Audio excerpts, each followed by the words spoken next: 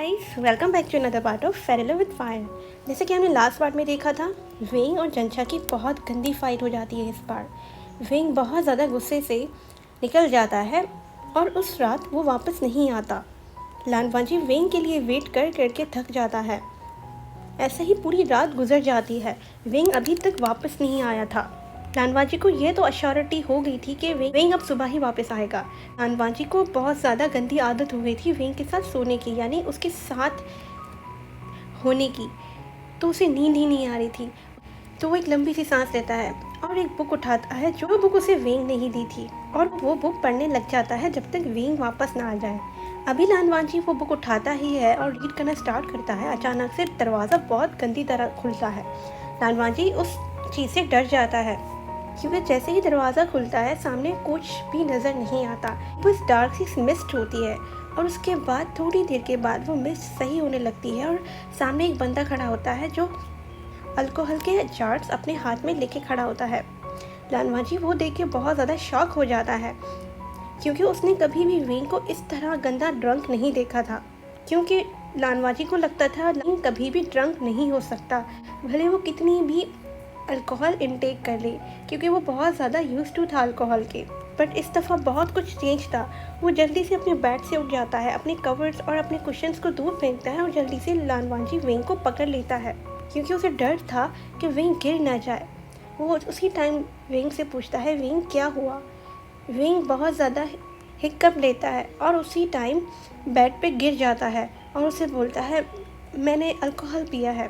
लानवाजी वहीं वेंग को देखता है। ऑब्वियसली लानवाजी को समझ आ गया था कि वो ड्रंक है, क्योंकि वो समझ सकता था वेंग के हाथ में इतने सारे अल्कोहल के जार्स थे और वेंग की कंडीशन और उसके मुंह से जो स्मेल आ रही थी उससे लानवाजी को पता चल गया था।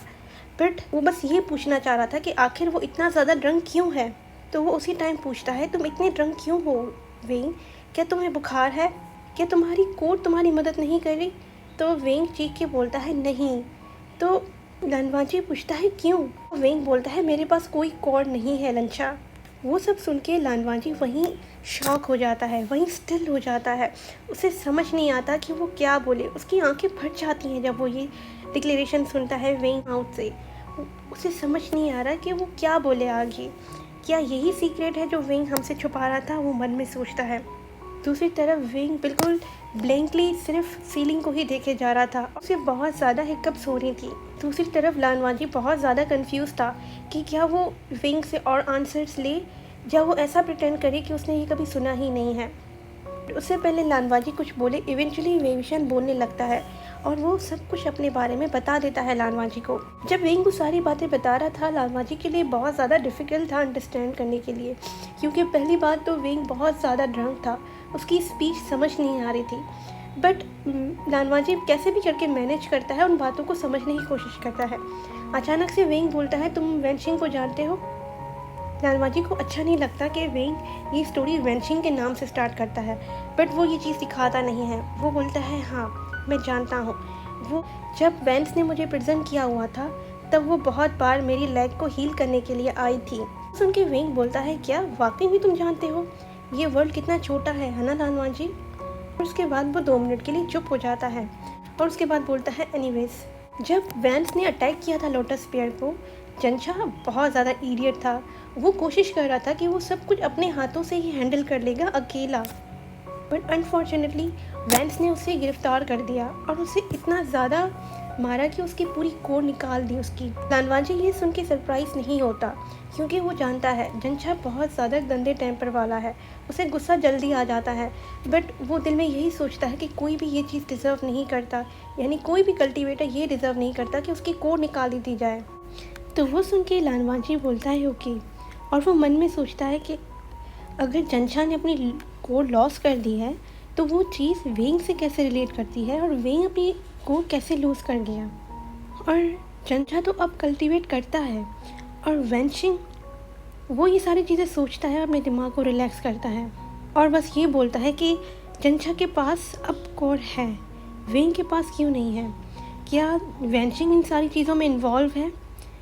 और उसके बाद उसका दिमाग वर्क करना स्टार्ट कर देता है। वो उसी टाइम अपने दिमाग में ये कंक्लूजन निकाल देता है कि इसका मतलब यही है, अ ट्रांसप्लांट। वो बिल्कुल हॉरिफाइड होकर ये विस्पर करता है, वेंग उसी टाइम अपने बेड से उठ लेता है और बोलता है, लंचा लंचा तुम कितनी स्मार्ट हो, तुम द स्मार्टेस्ट हो, तुम इतना जल्दी इतनी सारी चीज़ों को कैसे समझ लेते हो, तुम बहुत ज़्यादा स्मार्ट हो और प्रिटी भी। वो ये सारी चीज़ें इग्नोर करता है, वो बस यही सोचता है कि ये कैसे हुआ। उसे ये बिलीव ही नहीं होता क्योंकि अ कोर ट्रांसप्लांट बहुत ज़्यादा इम्पॉसिबल थी। उसने अभी तक सिर्फ बुक्स में पढ़ी थी, कभी प्रैक्टिकली देखा नहीं था, कभी उसने अपनी आंखों से ये नहीं देखा था कि ये चीज़ें वर्क करती हैं। उसे बहुत ज़्यादा चिंता होती है, वो बस यही सोचता है कि वेंग ये सब कुछ कैसे सरवाइव कर गया। और उसके बाद वो वेंग को देखता है, वेंग जो लानवांजी की चीक्स को पकड़ के स्क्विश करने वाला था, तो लानवांजी से बोलता है, फोकस, मुझे बताओ तुमने वाकई में अपनी कोर जंछा को दे दी है। लानवांजी ये सवाल करता है वेंग से और वेंग बोलता है, सॉरी लंचा, हाँ वेंशिंग ने मेरी कोर निकाल दी थी और वो जंछा को दे दी थी। वेंग अभी बहुत ज़्यादा ड्रंक था तो उसे समझ नहीं आ रहा था कि आगे वाला पर्सन यानी लानवांजी बहुत ज़्यादा इमोशनली हर्ट हो चुका है। बट वेंग ये सारी चीज़ें बहुत ज़्यादा आसानी से बोल देता है। वो बोलता है कि हाँ वेंशिंग ने मेरी कोर निकाल के जंछा को दे दी थी और उसके बाद वेंचाओ मुझे ढूंढ लेता है और उसके बाद वो मुझे स्टैब कर देता है और मुझे फेंक देता है ब्रिल माउंट्स में। उन्होंने मुझे बहुत ज़्यादा गंदी पनिशमेंट दी थी ब्रिल माउंट्स में फेंक के, पर देखो लंचा मैं वहाँ पे भी सर्वाइव कर गया। लानवांजी के लिए ये सब कुछ बहुत ज़्यादा था, एक ही दम में ये सारी चीज़ें प्रोसेस करना बहुत ही नामुमकिन था उसके लिए। वो बस यही सोचता है कि एक पर्सन इतनी सारी चीज़ों के साथ कैसे गुजर सकता है और उसके बाद वो ज़िंदा भी है। वेंग ने अपने बारे में क्यों नहीं सोचा, और वेंस इतना ज़्यादा बुरे कैसे हो सकते हैं कि किसी को ब्रिल माउंट्स में फेंक दे। वेंग इतनी बुरी स्टोरी इतना ज़्यादा हंस के कैसे बता सकता है, उसके फेस पे अभी भी ये स्माइल कैसे है। दूसरी तरफ वेंग जो बिल्कुल स्माइल करे जा रहा था, उसे जैसे कोई फ़र्क ही नहीं पड़ रहा था, वो बिल्कुल ड्रंक स्टेट में था। वो लानवांजी को टाइटली पकड़ता है वेस्ट से और बोलता है, देखो यही थी मेरी स्टोरी, अच्छी थी ना, गुड थी ना। हाँ, जब वो लानवांजी से कोई रिएक्शन नहीं देखता वो बोलता है, लंचा। लानवांजी बिल्कुल साइलेंस हो जाता है, बिल्कुल स्टन हो जाता है। उसे समझ ही नहीं आ रहा था कि वो क्या करे। बहुत सारे इमोशंस उसके अंदर आ रहे थे। कभी कभी उसे बहुत ज़्यादा गुस्सा आ रहा था कि जंचा उस तरह कैसे बिहेव कर सकता है वेंग के साथ, जबकि वेंग ने उसे नई ज़िंदगी दी थी, उसे अपनी कोर दे दी थी, फिर भी जंचा इस तरह से बिहेव करता है। और उसे बहुत गुस्सा आता है वेंचाओ पे। वो इतना ज़्यादा विश कर रहा था कि वो वेंचाओ को फिर से ज़िंदा करे और उसे बार बार मारे। वो बहुत ज़्यादा हार्ट ब्रोकन हो गया था क्योंकि लव ऑफ हिज लाइफ यानी वेंग उसके लिए बहुत ज़्यादा कीमती था। वो इन सारी चीज़ों से गुजरा, उसे बिल्कुल भी अच्छा नहीं लग रहा था। वो बस वेंग को ही देख रहा था कि इतनी सारी चीज़ों के होने के बाद भी वेंग अभी भी वैसा ही है। एक चीज़ जो वेंग में चेंज नहीं हुई वो यही थी कि वो अभी भी सेल्फलेस है, उसे दूसरों की परवाह बहुत ज़्यादा है। वो अभी भी काइंड है, वही काइंड बॉय जिससे उसे बहुत पहले प्यार हुआ था और वो उसके साथ है। अभी लानवांजी के अंदर बहुत ज़्यादा वेंग के लिए लव भी आ रहा था और उसे एक बात पे हेट भी आ रहा था कि वो अपने लिए क्यों नहीं सोचता। लानवांजी की आंखें बिल्कुल भी बंद नहीं हो रही थी, वो बस वेंग को ही देख रहा था। उसका फेस बहुत ज़्यादा सैड हो गया था। वेंग अचानक से बोलता है, लंचा प्लीज़ सैड नहीं हो, और उसके बाद वो उसकी टीयर्स को रिमूव करता है उसके चीक से और वो फोर्सफुली लानवांजी को बेड पे बिठाता है और अपना फेस पूरा बड़ी कर देता है लानवांजी के लैप में। और लानवांजी को ये नहीं पता चल रहा था कि वेंग अब रो रहा है।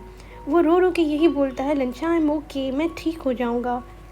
उसके फ़ौरन बाद जब लानवांजी वेंग का फेस पकड़ता है वो दोनों स्टार्ट कर देते हैं किस करना। वो ये सेम स्वीट किस नहीं थी जो लानवांजी ने हमेशा से ड्रीम की थी, ना ही ये वो हॉट और पैशनेट किस थी जो लानवांजी हमेशा से चाहता था। बट ये कुछ चेंज था, ये फुल ऑफ इमोशन था। ये इस तरह था कि ये दोनों एक दूसरे को एक्सेप्ट कर रहे थे।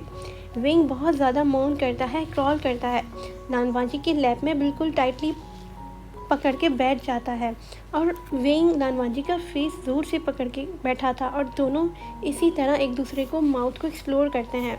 दोनों के फेस बिल्कुल रेड हो जाते हैं और टीयर्स अभी भी आ रहे थे, बट फाइनली वो टीयर्स ख़त्म हो जाते हैं। लानवांजी बिल्कुल भी श्योर नहीं था, उसका दिमाग अब फिर से चलने लग जाता है। उसने वो सारी चीज़ें बुक में रीड तो की थी पर प्रैक्टिकली कभी प्रैक्टिस नहीं की थी, तो समझ नहीं आ रहा था कि आगे क्या करना चाहिए। तो वो चीज़ वेंग देख लेता है। वेंग उसी टाइम किस को ब्रेक करता है और बोलता है, रुको रंशा, तुम सिर्फ रिलैक्स करो, मैं सारी चीज़ों की केयर करूँगा। वो वॉइस वेंग की बहुत ज़्यादा चेंज थी, यानी बहुत ज़्यादा हॉर्स वॉइस हो गई थी। वो वॉइस सुन के ही लानवांजी को शिवर हो जाता है और वो अपने आप को अलाउ करता है, जैसे वेंग उसे पुश कर रहा था बेड पे लेटा देता है और वो अपने आप को लेटा लेता है, जैसे जैसे वेंग उसे डायरेक्ट कर रहा था वो सब कुछ वही कर रहा था। और उसके बाद वेंग उसके ऊपर आ जाता है और दोनों स्टार्ट कर देते हैं फिर से किस करना। बट इस बार वो किस बहुत ज़्यादा पैशनेट होती है, बहुत ज़्यादा इमोशंस के साथ होती है। लानवांजी को वो बहुत ज़्यादा अच्छा लग रहा था क्योंकि उसने कभी भी वेंग को इस तरह ड्रंक नहीं देखा था। और अब उसे याद आ जाता है कि वेंग ड्रंक है, तभी ये सारी चीज़ें तो नहीं हो रही। वो उसी टाइम वेंग को पुश करता है और बोलता है वेट। दूसरी तरफ जब लानवांजी वेंग को रुका लेता है, लानवांजी देखता है वेंग की आंखें बिल्कुल लाल हो गई थी। वो कितना ज़्यादा लस्टफुल था, उसे सब कुछ कितना ज़्यादा चाहिए था। उसकी चेस्ट बहुत ज़्यादा हैवी थी। तो वो बस बोलता है क्या हुआ लंचा, क्या कुछ गलत है। लानवांजी ये देख सकता था कि वेवशन उसे किस तरह देख रहा है और उसने किस तरह उसकी थाइस को स्क्वीज करके रखा था। और उसके बाद वो लानवांजी बोल देता है कि तुम अभी ड्रंक हो। तो वेंग बोलता है इसका क्या मतलब है अगर मैं ड्रंक हूँ तो लानवांजी बोलता है मैं तुम्हारे एडवांटेज नहीं लेना चाहता, मैं तुम्हारा फ़ायदा नहीं उठाना चाहता। तो वेंग उसी टाइम स्माइल करके बोलता है लंचा देखो, तुम इस बात की फ़िक्र नहीं करो कि तुम मेरा फ़ायदा उठाओगे, तुम इस बात की फ़िक्र करो कि मैं तुम्हारा फ़ायदा ना उठा लूँ। और उसके बाद वो सब कुछ करना स्टार्ट कर देते हैं जो लानवांजी ने हमेशा से डिज़ायर किया था। वेंग बहुत ज़्यादा पैशनेट हो जाता है और वो सारी चीज़ें उनकी पूरी रात चलती हैं। ओके गाइस, इस पार्ट को मैं यहीं एंड करती हूँ।